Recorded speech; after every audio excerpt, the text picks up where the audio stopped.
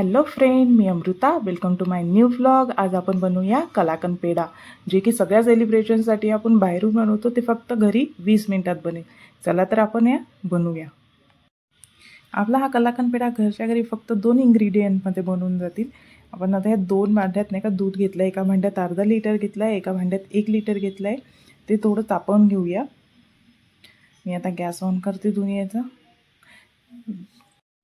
मी हे गोकुळचं फुल क्रीम दूध यूज केलं आहे. तुम्ही पण फुल क्रीम दूध यूज कराल तर आपली कलाकंद पेढा आहे ते प्रॉपर बनेल, जेणेकरून लवकर घट्ट येईल आणि ते 20 मिनिटात रेडी होईल.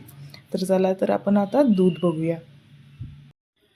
दूध मध्ये मध्ये हलवून घ्यावं लागेल, जेणेकरून खाली आपलं दूध लागणार नाही किंवा जळणार नाही. तर मध्ये मध्ये ते हलवून घेणं जरुरी आहे.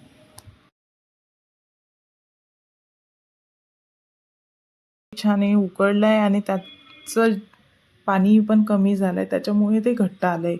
ते आपल्याला अजून थोडंफार उकळून घ्यावं लागेल, जेणेकरून अजून याच्यापेक्षा थोडं घट्ट होईल आणि आपण त्याचा मिठाई बनवू शकू. तर आता हे दुसरीकडल्या दुसऱ्या गंजात जे ठेवलेलं 1 लिटर दूध आहे ते पण उकळून घ्यायचं आहे आपल्याला. ते उकळी आलं की आपण ते फोडण्यासाठी त्याच्यात 2 चम्मच लिंबाचा रस यूज करणार आहे, जेणेकरून ते फुडल्या जाईल. जर तुम्हाला असं वाटत असेल की 2 चम्मच लिंबाचा रस टाकूनही फुटलं नाही, तर थोडंसं एखादा चम्मच अजून ॲड करू शकता, किंवा या स्टेजला तुम्ही व्हिनेगर जरी ॲड केलं तरीही चालेल. ते 2 ते 5 मिनिटात नाही का फुटून तयार होईल दूध. तर बघू शकता हे असं झालं. आपल्याला हे असं झालेलं हवं आहे दूध, तरच ते आपला पेढा व्यवस्थित बनेल. आता आपण दुसरीकडल्या दुधाचं पण चेक करूया. ते पण घट्ट होत आलं आहे. तुम्ही बघू शकता त्याच्यात किंचितचा असा कलर पण चेंज झाला आहे आणि घट्ट पण झालं आहे. त्यात आता मी 1 वाटी साखर, तुमच्या चवीनुसार तुम्ही याच्यात साखर कमी जास्त करू शकता, किंवा तुम्ही गूळ जरी टाकाल तरी पण टेस्ट खूप छान येईल. थोडा कलर चेंज होईल पण टेस्ट एकदम मस्त येईल. तर तुम्ही या स्टेजला गूळ जरी यूज केला तरीही चालेल. तर आता हे चांगलं असं फिरवून घ्यायचं आहे. जेव्हा आपण साखर टाकतो तेव्हा ते कंटिन्यू फिरवायचं आहे. आपण जे फोडून घेतलेलं दूध होतं ते पण थंड झालं आहे. त्याच्यासाठी आपण काही खोलगट भांडं घेऊया, गंज किंवा काही. त्याच्यावर जाळीदार असं चाळणी किंवा असं टोपली ठेवली तरी चालेल, आणि त्यावर कॉटनचा कापड ठेवा, जेणेकरून आपण जे पाणी किंवा हे जे फुटलेलं दूध आहे ते टाकू, त्याच्यातलं झारून जाईल पाणी. तर आता हे झारून घेऊया आपण. तर हे जे झारलेलं पाणी किंवा दूध आहे त्याच फेकण्याची गरज नाही आहे, त्याचा पण यूज होतो. आपण ते झाडाला टाकू शकता, किंवा त्याच्यात कणिक टाकून कणिक जरी मळली तरीही चालेल. त्याच्यामुळे कणकीच नरम होईल आणि चपाती पण छान अशा फुलतील. तर आपण हे आता जे झारून घेतलेलं आपलं फुटलेलं दूध आहे ते 1-2 पाण्याने धुवून घ्यायचं आहे, जेणेकरून याच्यात आपण जे लिंबाचा रसाचा यूज केला आहे किंवा व्हिनेगरचा यूज कराल तुम्ही तर ते आंबटपणा जाईल. त्याच्यासाठी आपण 1-2 पाण्याने असं वॉश करून घ्यायचं आहे चांगलं. त्याला थोडा वेळ लागेल पण ठीक आहे. ते वॉश केल्यामुळे नाही का ते जे मिठाईचा आंबूसपणा येईल ना ते येणार नाही. त्याच्यामुळे हे प्रॉपर धुणं खूप जरुरी आहे. तर असं स्टर करून करून किंवा चमचने मध्ये मध्ये फिरवून ते व्यवस्थित धुतलं गेलं पाहिजे. तर हे व्यवस्थित धुवून घेऊया आणि झारून घेऊया. हे जे फुटलेलं दूध आहे याचा असा घट्ट असा गोळा झालेला हवा. याच्यात कुठलंही पाण्याचा कण राहिलेला नको, जेणेकरून आपली मिठाई लवकर घट्ट होईल आणि आपल्याला ही लवकरात लवकर तयार करायची. त्यासाठी मी असं पिळून घेते, जेणेकरून ज्यात राहिलेलं पाणी बाहेर निघेल. तर थोडं पिळून घ्यायचं आहे. बघू शकता तुम्ही त्याच्यातलं पाणी निघतं आहे. जेवढं जमतं आहे तेवढा हा गोळा असा पिळून घ्यावा. त्यातलं पाणी झारून घेऊया आणि एका साईडला तसंच ठेवूया, म्हणजे उर्वरित पाणीही आपोआप झारला जाईल. आपल्याला हा घट्टसर असा गोळा हवा आहे, तर मी थोडा वेळ साईडला ठेवते.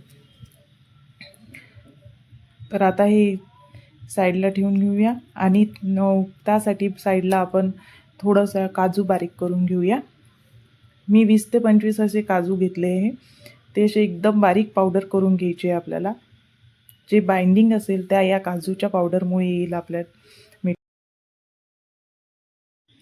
तर बघू शकता जसं जसं हे दूध थंड होतं आहे तसं तसं हे घट्ट पण होतं आहे. आता आपण त्याच्यात जे आपण काजूची पावडर केली ती ॲड करून घेऊया, जेणेकरून हे आणखी थोडं घट्ट होईल जसं आपल्याला पाहिजे तसं. तर आता हे व्यवस्थित असं पावडर टाकल्यानंतर फिरवून घ्यायचं आहे.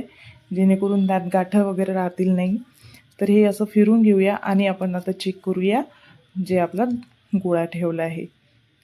तर हे व्यवस्थित असं पाणी झरून घेतलं आहे.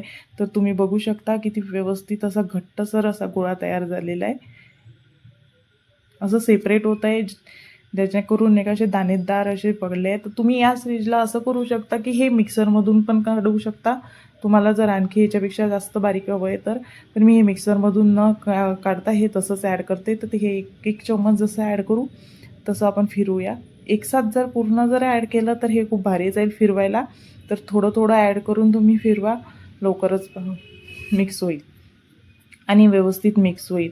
थोडं दाबून दाबून फिरवावं लागेल जेणेकरून आपल्या ते गाठे झाले आहेत ते व्यवस्थित प्रॉपर फुटून महीम बारीक होईल.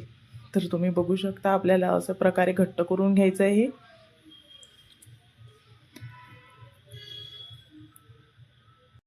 तर बघू शकता हे सर्व असं मिक्स करून झाल्यानंतर एक पसरट डब्बा घेऊन किंवा तुमच्याकडे मॉडेल असेल तर ते घेऊन त्याच्यात हे ठेवून द्यायचं आहे. तर हे एक बारीक लेअर अशी पातळ लेअर केली आहे मी, जे आपल्या पेढ्याची साईज असते त्या लेअरमध्ये. हे थोडं गार्निशिंग करण्यासाठी मी त्यावर ड्रायफ्रूटचे काप टाकते.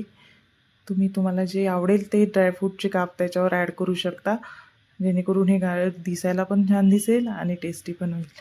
तर आता असं ड्रायफ्रूटचे काप मी ॲड करून घेतले आहे. त्याच्यावर थोडे केसर पण टाकलं आहे. केसर हे ऑप्शनल आहे, मी कलरसाठी टाकलं आहे. खूप छान जेव्हा रेडी होईल तर हे खूप छान दिसेल. चला तर आपण हे 2 घंट्यासाठी सेट करून घेऊया. तर हे सेट करण्यासाठी आपण फ्रीजमध्ये ठेवूया आणि सेट करून घेऊया. बस 2 घंट्यात आता हे रेडी होईल आपल्याला सर्व करण्यासाठी आणि खाण्यासाठी. तर चला आता हे सेट करून घेऊया. आता हे ठेवून 2 तास झाले आहे. तर तुम्ही बघू शकता आता हे सेट आहे. आता याच्या वड्या पाडण्यासाठी आणि आपल्याला सर्व करण्यासाठी. तर हे प्रॉपर असं सेट झालेलं आहे, तुम्ही बघू शकता. आणि याचा कलर पण इतका गोड आला आहे ना, खूपच छान, खूप टेम्पटिंग पण दिसत आहे. तर ही कोणीही म्हणणार नाही की आपण घरी रेडी केली आहे आणि फक्त 20 मिनटात ही रेडी झाली आहे. तर आता याचे कट्स करूया आणि सर्व करूया. अशा छान छान रेसिपीसाठी माझ्या व्हिडिओला लाईक करा, चॅनलला सबस्क्राईब करा आणि तुमच्या फ्रेंड्ससोबत शेअर करा. थँक्यू.